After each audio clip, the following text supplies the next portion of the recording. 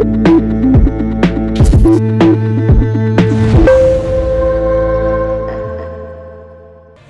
आप देख रहे हैं जोधाना अब तक न्यूज और मैं हूं आपके साथ गौरी।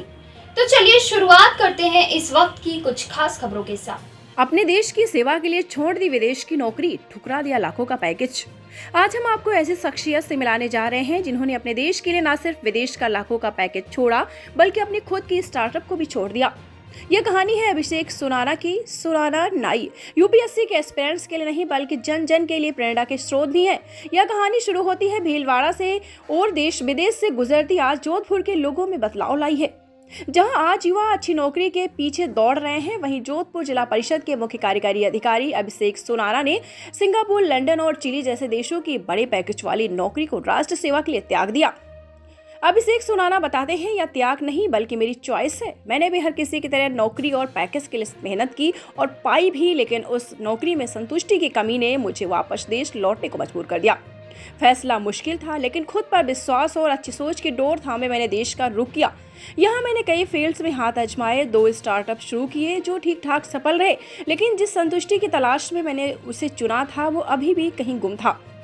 फिर मैंने यूपीएससी में अपना भाग्य आजमाया, मेहनत और लगन के साथ की गई कोशिश रंग लाई। 2017 में आईएफएस और फिर आईपीएस के लिए चुना गया। आईपीएस ट्रेनिंग भी पूरी की, तभी यूपीएससी में एक और ट्राई किया और आईएएस में ऑल इंडिया रैंक में 10वां स्थान प्राप्त किया। अभिषेक सुनाना किसान परिवार से आते हैं। उनके दादा किसान थे, पिता लेक्चरर हैं और स्वयं दिल्ली से पढ़ाई पूरी करके अब लोगों की जनसेवा में लगे हैं। अभिषेक ने बताया कि इस नौकरी को अगर सेवा कहूं तो उचित होगा। यहाँ हर वर्ग, हर धर्म, हर आयु के लोगों से संपर्क रहता है। उनके जीवन में हमारे दखल से थोड़ा भी सकारात्मक परिवर्तन आए, दिल को मिलने वाली खुशी को बयान नहीं किया जा सकता है। इस सेवा में गांव से लेकर ठाड़ी तक के लोगों के लिए कुछ इनोवेटिव और विकासशील कार्य करने पर उनके चेहरों पर आई खुशी और सुख की अनुभूति की झलक हमें सुकून की नींद देती है। मैंने देश विदेश में नौकरी की, इसलिए ये बात पूरे विश्वास से कह सकता हूँ कि अपना देश, अपने लोग और उनके लिए अपने द्वारा किया गया काम, इसकी कोई तुलना नहीं है। इससे अधिक सुकूनदायी कुछ नहीं है। हम आपको अपने बीच अपनों के लिए कार्य कर रहे हैं। इस जॉब में विविधता और आत्मसंतोष है। यहाँ हर आयु वर्ग के लोगों से सीधा जुड़ाव रहता है। शिक्षण से सर्विस तक का सफर मैं आपको बताती हूँ। आईएएस अभिषेक सुनाना मूल भीलवाड़ा के निवासी हैं। उन्होंने 12वीं भीलवाड़ा स्कूल से की है। उनके पश्चात आईआईटी दिल्ली में बीटेक इलेक्ट्रॉनिक में किया गया है। लगातार पढ़ाई जारी रखी। प्रतियोगिता परीक्षा में 2017 में इंडियन फॉरेस्ट सर्विस क्लियर किया। उसके बाद उन्होंने आईपीएस 2017 में ज्वाइन किया। उनका कैडर वेस्ट बंगाल था। सर्विस करते ही उन्हें यूपीएससी एग्जाम दिया गया, जो 2018 में उनका आईएएस में चयन हो गया और इंडिया में 10वीं रैंक प्राप्त हुई, जिसका कैडर राजस्थान मिला। वहीं अभिषेक ने बताया कि जिला परिषद की ओर से सर्वप्रथम खेल मैदान की योजना लाई गई, जो जोधपुर जिले के 300 ग्राम पंचायतों में खेल मैदान निर्माणाधीन है और 312 ग्राम पंचायतों में चारागाह बनाया जा रहा है। ग्राम पंचायतों में जोधपुर जिले में 9000 पानी के टांके बनाए गए। 600 से अधिक ग्राम सड़कें बनाई गई हैं जो एक दूसरे गांव से जोड़ती हैं। सहायता समूह की 40 कार्यशाला बनाई गई है। मुख्य कार्यकारी अधिकारी ने बताया कि प्रधानमंत्री आवास योजना के अंतर्गत 16,000 ग्रामीण में मकान बनाए गए, वहीं 16,000 घर घर शौचालय का निर्माण भी करवाया गया। 1 वर्ष में किए गए नवाचार। पंचायत राज में सर्विस करते हुए उन्होंने 1 वर्ष में नवाचार किए, जिनमें आईसीडीएस मिशन बुनियाद के अंतर्गत कार्य किए गए। 3 से 6 वर्ष के बच्चों को उनके परिजनों से व्हाट्सएप ग्रुप में जोड़कर प्रतिदिन बच्चों की पढ़ाई का मैसेज देकर उन्हें पढ़ाने की कोशिश की गई। लगभग इसमें 20,000 बच्चे का पढ़ाई कार्य चल रहा है। उन्होंने मैटरनल हेल्थ मिशन के अंतर्गत वात्सल्य योजना लाई, जिसमें महिलाओं के प्रेगनेंसी के दौरान कई प्रकार की जांचें, दवाइयां, सप्लीमेंट्स जैसे सुविधाएं निःशुल्क उपलब्ध करवाई गई। एक कदम सुरक्षित मातृत्व की ओर को चरितार्थ करते इस अभियान में जिले की हजारों गर्भवती महिलाएं लाभान्वित हुई हैं। नवाचारों की इसी कड़ी में उन्होंने बताया कि स्मार्ट क्लास जैसी योजना भी ग्रामीण क्षेत्र में लागू की गई है।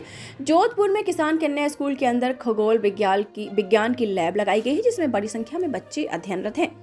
शहर में जिला कलेक्टर के निर्देशन में 10 विधानसभा में एक मुहिम चलाकर हर विधानसभा के एक चिकित्सालय में 5 लाख की लागत से चाइल्ड फ्रेंडली वार्ड बनाया गया है, जिसमें बच्चों के लिए तमाम सुविधाएं उपलब्ध की गई हैं। इसमें शहर विधानसभा में रेजिडेंसी अस्पताल, मधानिया, फलोदी इत्यादि शामिल हैं।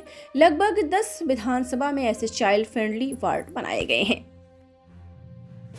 देखिए, मैं मूलतः इंजीनियर हूँ ट्रेनिंग से, और मैंने प्राइवेट सेक्टर में कॉर्पोरेट में भी जॉब किया और खुद का बिजनेस, खुद की कंपनी भी चालू करी और इंडिया के बाहर भी काम किया।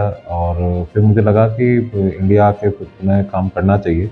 अपने देश में डेवलपमेंट हो रहा है, काफ़ी विकास की संभावनाएं हैं और अपना घर तो अपना घर ही होता है, उसमें काम करने का जो सेटिस्फेक्शन है वो कहीं बाहर मिलना मुझे लगता है कि मुश्किल है। तो इन चीज़ों को ध्यान में रखते हुए मैंने इंडिया वापस आके और मैं सोचा कि तो मैंने इंडिया में आके वापस यूपीएससी की तैयारी करने के बारे में सोचा। और एक मोटिवेशन रहता है पब्लिक सर्विस में आने का कि एक इतना डाइवर्स वर्क प्रोफाइल आपका रहता है, पब्लिक से सीधा आपका कनेक्ट रहता है और इतना वाइड एक कैनवास आपको मिलता है काम करने का, जो कि बहुत ही कम ऐसे प्रोफेशंस हैं जिसके अंदर आपको मिलता है। देखिए, लोगों की जो मेन जो अपेक्षा रहती है वो ये रहती है कि सबसे पहले तो कि जो अधिकारी हैं वो लोगों से जुड़े रहें, लोगों से मिले जुलें और उनकी जो मूल भावनाएं और मूल समस्याएं हैं उनसे अवगत रहें। एक अच्छा सक्सेसफुल अधिकारी वही है जिसका लोगों से कनेक्ट बहुत अच्छा है। दूसरा एक जो एंगल रहता है वो ये रहता है कि लोग ये चाहते हैं कि अगर उनका काम होने लायक है तो वो रुके नहीं कहीं पे।